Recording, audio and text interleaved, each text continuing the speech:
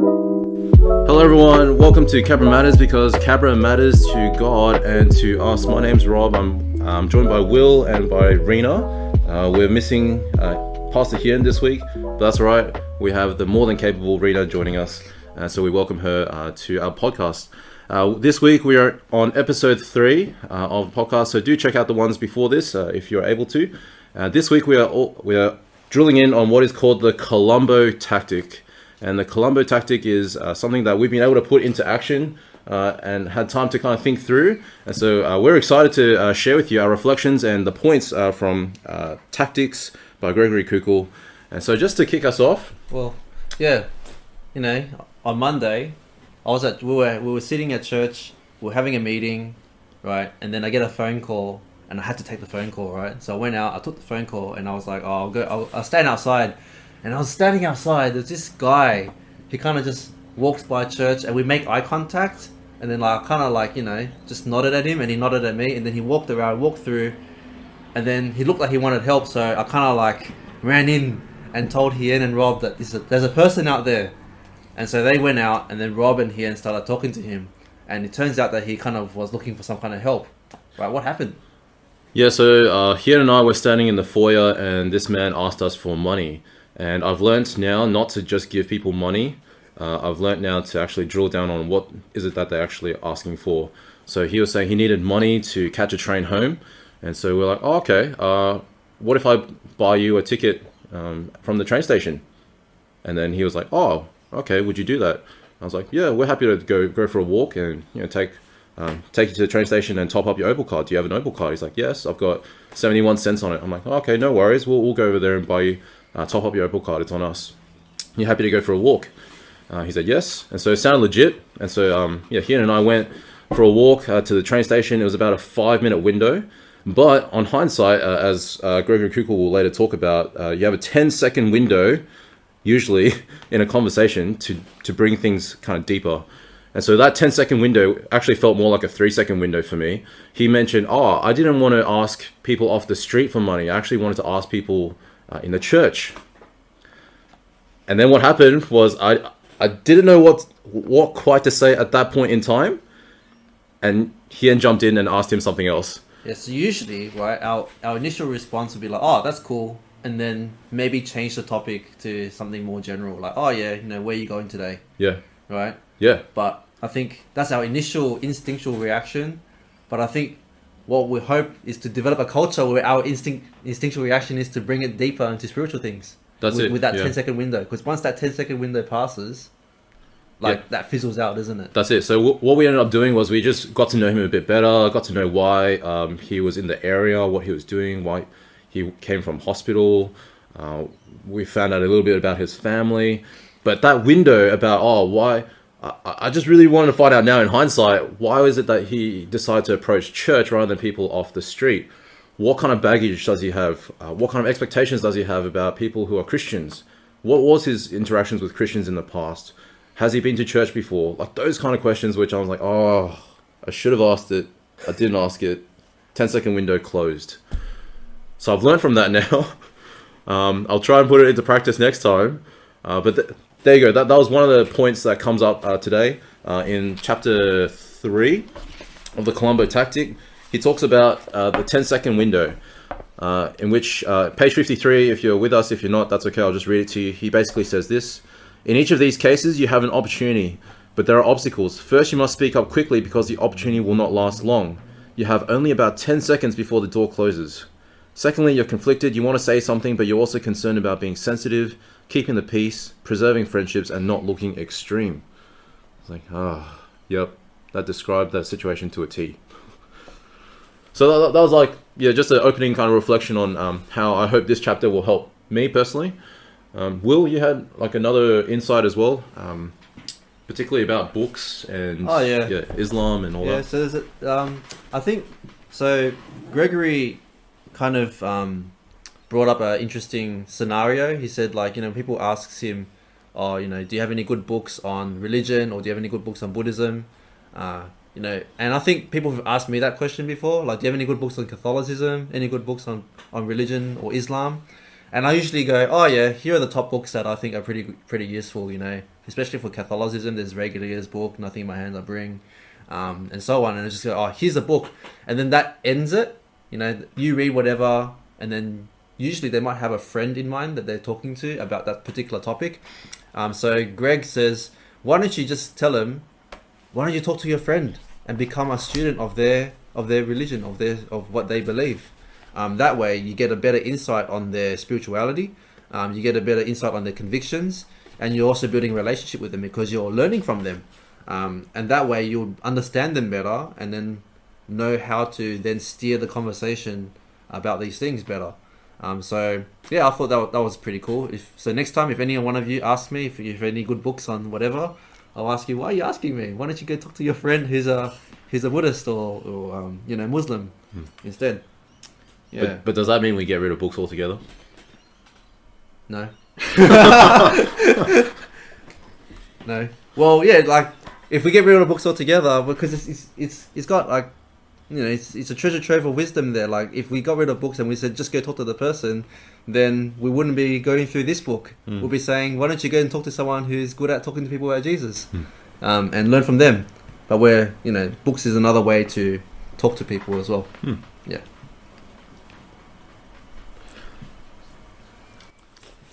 So we have, there you go. We have two kind of key points from this chapter that come out. The first one is the 10-second window, which you heard about.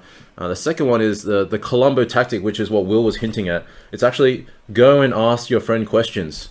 Find out more about their worldview. Get into their space and their shoes so you can then understand where they're coming from. But the Columbo tactic, just in case you haven't heard it before, he describes it on page 57. So basically, how did it get its name? Lieutenant Columbo is this brilliant TV detective from a long time ago. He's kind of like think of Sherlock Holmes, for example. And so on the outside, he looks like someone who's really doesn't know what he's doing. He kind of rocks up at the scene.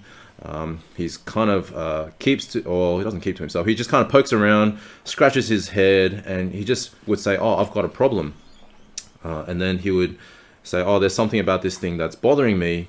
Do you mind if I ask a question?" And so usually, once he's asked that question, he might turn around, walk away, and then he would say, "Oh, just one more thing. I've got another question. Oh, sorry, I can't help myself. It's a habit. Just asking questions." And so he kind of comes off a certain way, like he comes off as he doesn't kind of know much. He's just very curious, kind of wants to find out more. And as he's doing that, he keeps investigating and he keeps uncovering more. And so it's based off Lieutenant Columbo. If you just think of Sherlock Holmes or Lieutenant Columbo, that's a way of just remembering what is the Columbo tactic. And that's kind of lingo that we've starting to use just amongst ourselves. Oh, we're thinking through, how do I Columbo this guy? Maybe don't say that, but to that person. But that's just something that we've been talking about as a staff team.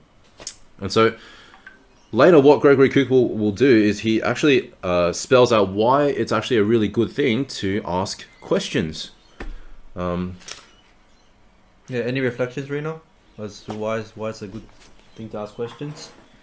Yeah, questions help me to adopt a posture of humility and to remind myself that I don't know everything, even though I think I might, and I'm still asking the question anyway. Gradually that leads to more and more questions, and I actually get curious about the person or whatever I'm asking. So like I fall into that trap of reading the book, going to my friend and being like, I know your religion and I'm going to respond to you in this way, but I don't know how they respond to their religion. And it's like we have a panel at church, because even amongst Christians there's a bunch of different ways in which we respond to things. And so yeah, even just asking questions to people at church is really helpful. Much less going to people outside of church. So questions are great. Yeah, it just says to the person that A, we want to get to know you, B, we don't know everything, and that's actually a really, really good, I guess, starting point, rather than just to go in guns firing, hey, you should believe X, Y, and Z. The other thing is I like how he describes it. It's like being offensive in an inoffensive way. You're slowly advancing the relationship or the discussion to a certain point, but in a really non-confrontational way, which I really like. Like, it's just you're trying to get it into a more serious space, and rather than sitting back passively and doing nothing, you can actually steer the conversations by asking good questions. The hard work then is actually both listening and asking a good question at the right time. Yeah. Yeah. Will, did you have more reflections? I think like it invites people into serious conversations, because I think like I can think of times where I'm talking to people about things and I'm just there pontificating. I'm just like saying What does pontificating mean? this is like just me going on and talking about what I believe and making my own points, and then everyone's just sitting there kind of like, you know, passively just listening, going, oh, okay, this guy's just going on again on one of his rants about stuff that he's passionate about. Yeah, and so I think it invites people into a conversation instead, and it adopts that posture of curiosity and listening. One of the quotes that I found pretty cool from Greg was that he says, you know, why not ask, like I think he's, where is it now? I can't find it anymore. I think he talks about you can ask a question, right, rather than just making a point when a question would do. And I think that's really interesting, because when you're asking questions, you're not necessarily making any particular points, and so you don't have to defend anything, right? So then you're not actually invested in some kind of position that you have to defend anymore. You're just there. You're just curious. You're just learning, you know. And so yeah, I think that's a good space to be in. You're safe when you're just asking questions. You don't have to worry about how they're going to respond either. Sometimes we make that point and then there's an awkward silence and you're like, I'm never going to do this again. Yeah. Right? If you ask questions and you're like, oh, they have the space to respond. The ball's in their court. If it's an awkward silence, it's really hard to be silent at that point, because you're asking a question. It's a conversation. Yeah, I think as I hear that as well, it just reminds me, like, the more and more we grow as Christians, the deeper hopefully our knowledge of God and His Word will be, and the more our worldview will be shaped by His worldview. And so it'd be so easy to just bring that into a conversation and just smash a person with it, whereas actually, even if you're feeling that inside, that's not the right instinct, like, I guess, to bring out. Like, sure, you might be feeling that inside, oh, okay, the point that this person's bringing up rubs against my worldview, but that doesn't mean you then, you know, do a mic drop on them. You ask them questions to explore their worldview more. Also, just to clarify, he doesn't leave it just here. Like, he would say in later chapters, firstly, you want to do is gather information. Secondly, you want to eventually reverse the burden of proof, and we'll go into that in a future podcast. And then thirdly, you want to make a point. So, yes, you do want to ask questions. You don't want to leave it there either, but asking questions is a really great kind of way in, and a great way of building the relationship. It's like mic drop, right? Like, you don't drop the mic at the beginning of the conversation. Yeah. Then you have no mic. Yeah. Also, it's really painful if you've heard the microphone drop at church. That's it. Yeah, there are certain contexts where it is appropriate to mic drop. Usually it's not in a conversation. Or the beginning of one. Yep. Yeah. And I think, I don't know, for a regular listener right now, like even myself, I'm thinking about this as I read through the chapters. I'm like, oh man, you know, you got to be really skillful in asking the right questions. And haven't you been in a situation where you're listening to someone talk and you're trying to think, what am I going to ask them next? You know, how am I going to steer this conversation? And you're just so busy thinking about what's the best question to ask, and then you start thinking about the where questions would lead in and their response to it and stuff like that, and you're like, oh, you know, you're not really listening anymore. Yep. So, you know, how does Gregory address that issue where you're kind of like just thinking about the end point, thinking about what am I going to do, where am I taking this? So I think on page 62 he would say this, at the beginning of any conversation, just focus on one thing and one thing only: gathering information. Just focus on that. Do not think about how you're going to reverse the burden of proof. Don't think about what kind of points you want to make. Just listen for the sake of listening and find out as much as you can about that person and what they're saying. Yeah. And there's lots of like valuable reasons for that. Like, as you're listening, you're buying valuable time. You get more time to kind of think about, oh, okay, what will I ask next? Another good point he brings up is you'll get an education. You know, if a person says something like, oh, God is who you're making him out to be, isn't he? I'd really like to know, what does this person mean by that statement? What do you mean by that? Who is this kind of God that you believe in. If you were to make out God to be who you want him to be, for example, you'll find out more about them and their worldview. You'll buy time, and you're also making progress without being pushy. You're being offensive in an inoffensive way. So Yeah. gather info. Yeah. So, and I guess the comfort is that, like, as we were saying in the last 2 episodes as well, we take the long view, right? The bigger picture, where we're in a chain of relationships. God has providentially put us in that spot, in that space, and we can make what we can of it. We don't necessarily need to go, oh, how am I going to get to 2 ways to live here? You know, in each and every conversation. And I think what I found helpful in the past was, I think it was Dominic Steele who came up with this 3 spheres of relationships that you might have. And it's the chance meeting, where you might bump into someone, like, for example, the example we had this just earlier in the podcast, with the person they met for 5 minutes, walking to the station, and that's it. You know, you probably never meet them again. So where do you take that conversation? And then there's the hairdresser, or some person you have regular appointments with. It's a short timed appointment, but it's regular enough to be able to build some kind of relationship. So it's an ongoing thing.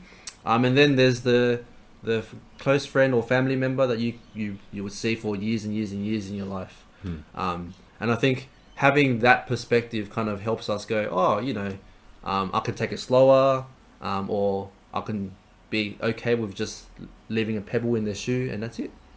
So I think I find that helpful. Maybe you could think about those spheres in your life as well, and who are in those spheres, and what can you do in those conversations that you might have. So does that mean then in that chance meeting I could have just gone full out intense? You could have. Not in a question, like a Columbo way.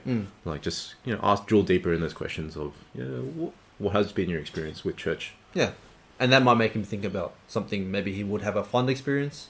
Maybe he had a bad experience. Yeah. But I doubt he had a bad experience, because if he had a bad experience, he wouldn't come to church to ask for help. Yeah. So maybe it would remind him of a fun experience that he had, and then that could make him, might put some light bulbs on. Yeah. And so then with, say, the hairdresser or even the family member, would you say less intense and just kind of, play the long game? What do we mean by that? I think questions are still good with people you have relationships with. I think we can practice this, the Columbo tactic, or we can have a posture of lots of questions, even with people around church. It helps us to slow down, pause judgment.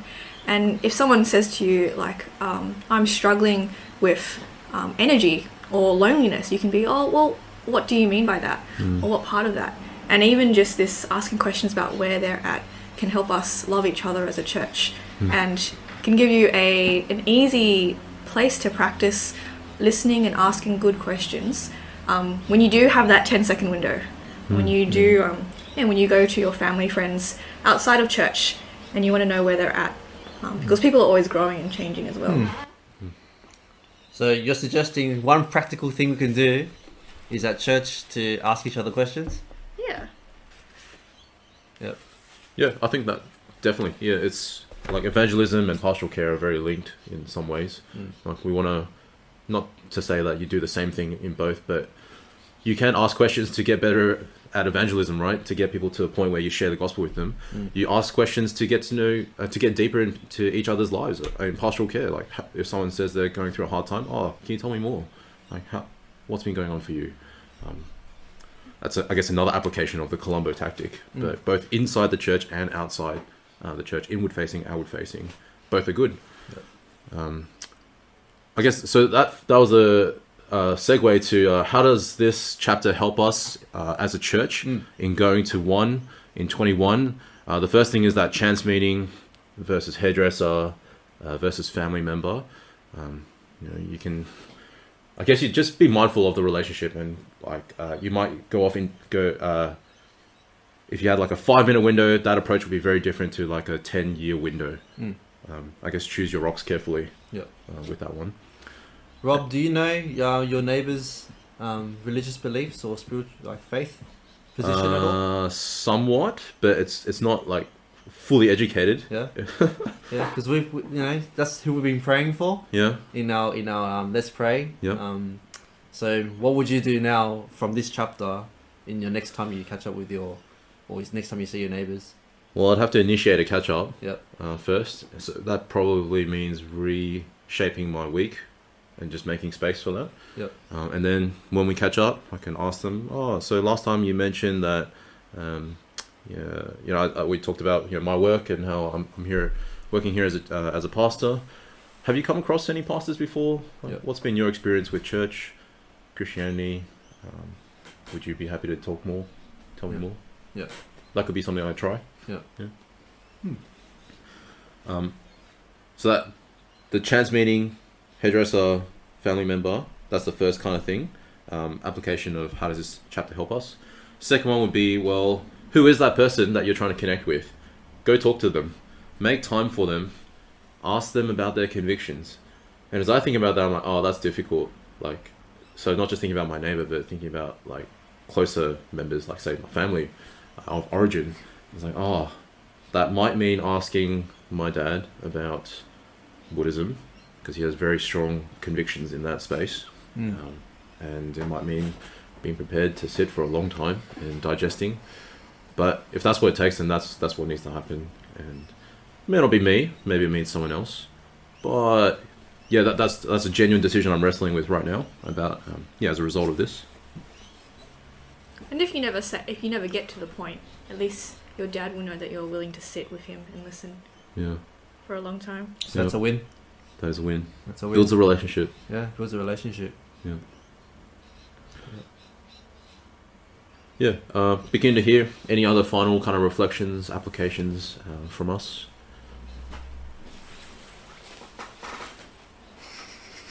So next time you hang out with your friend, who will remain nameless, although he was named.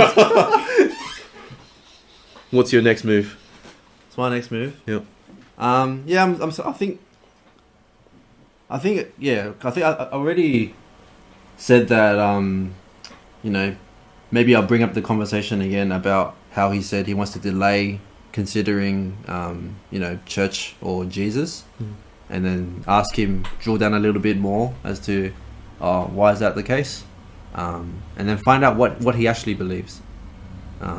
Because maybe he does believe that Jesus exists, but then what does he believe about Jesus?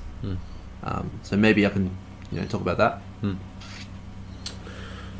For those of us who are listening in and have work colleagues that we're trying to connect to, any thoughts on what we can do in that kind of space? So, for example, I'm thinking, firstly, the work colleague needs to know that you're a Christian and that you go to church.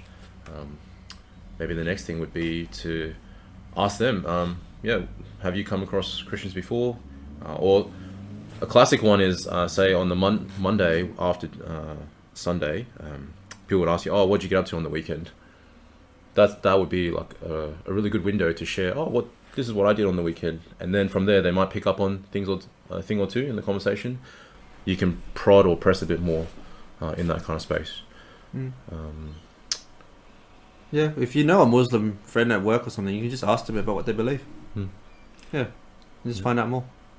Just go, I'll go to church on Sundays, but when do you worship? And then it might go, we pray every Friday or something. And then it's like, okay, well, what else do you do? What do you believe in? Do you and then you can talk about, maybe you can make comparisons. Like, I think I found it interesting. I had a Muslim colleague when I worked in the secular workplace, and she knew I was Christian, and we just talked about what were some things that were different, and how do we express our faith differently. And it was good experience learning from her. And I didn't know there was different types of Muslims. So she's like, there's Shiite and there's Sunni and there's others too, but those are the main ones, and she kind of explained that to me. And then I asked her about what about judgment, like how does that work? And then she talked about it, and that was pretty cool. I think it was just it wasn't a confrontational at all, because we were just asking questions. And she seemed curious about Christianity, and I was able to share a little bit about my convictions with Jesus. And it was good. I don't go to work anymore, but my high school friends are coming over to meet my new baby, and we talk about work a lot because that's where they're at. Just like we used to talk about study, but a good conversation, things to ask questions about with my friends about how work is going is how much they enjoy it. Do they think they'll be doing it for a long time?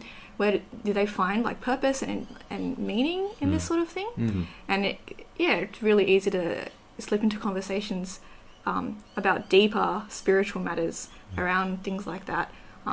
Especially when they think about, work sucks, we've just started, and how long are we going to do this for? Can you do this forever? For the rest of your life? Yeah, so that's what I'm thinking of doing next weekend. So there you go. 10-second window. Columbo tactic. All you have to focus in on is gathering information. Join us in the weeks to come as we work out what to do with that information. What's the next step? I'd like to find out more, and we hope you'll be able to tune in and join us in the following weeks. Bye for now. See ya. Bye.